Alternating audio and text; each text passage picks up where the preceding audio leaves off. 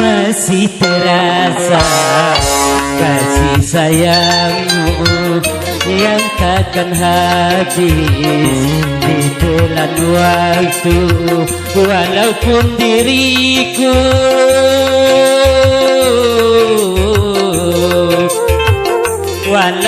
diriku sering menyusahkanmu, bahkan sering kau menangis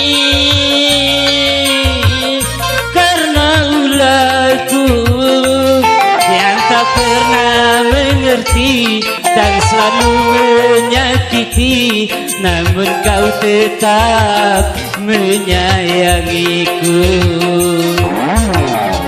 Tetapi kini aku menyesali setelah ku tahu kini engkau pergi.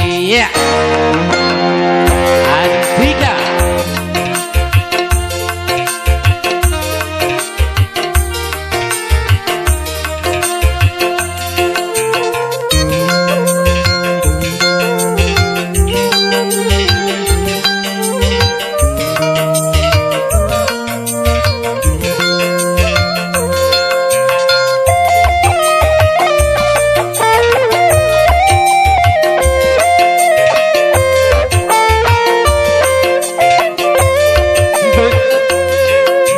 Sempat kau menimang cucu yang engkau dambakan, namun kedua tanganmu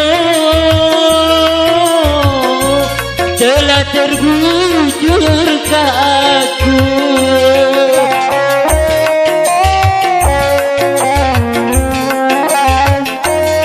Belum sempat ku membalas sejuta kasih sayangmu, namun engkau telah pergi menghadap Ilahi. Oh Tuhan, dengarlah doaku, terimalah dia di sisimu. Masih terasa kasih sayangku yang takkan habis termakan waktu. Ya.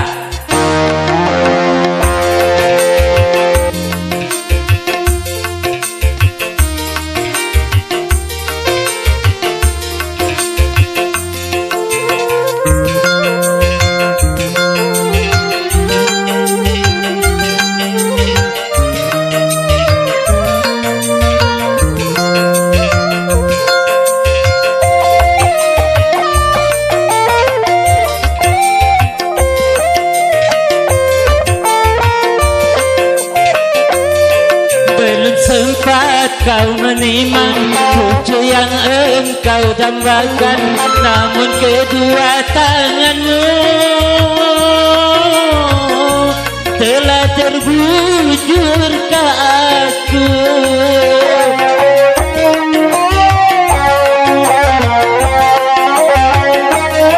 Belum sempat ku membalas sejuta kasih sayangmu, namun engkau telah pergi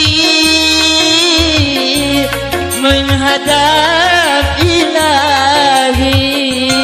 Oh Tuhan, dengarlah doaku, terimalah dia di sisimu. Masih terasa kasih sayangmu yang takkan habis termakan waktu. Walau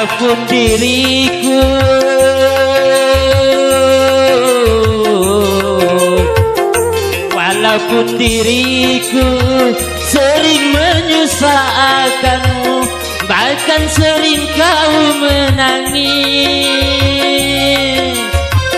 karena ulahku yang tak pernah mengerti dan selalu menyakiti, namun kau tetap menyayangiku.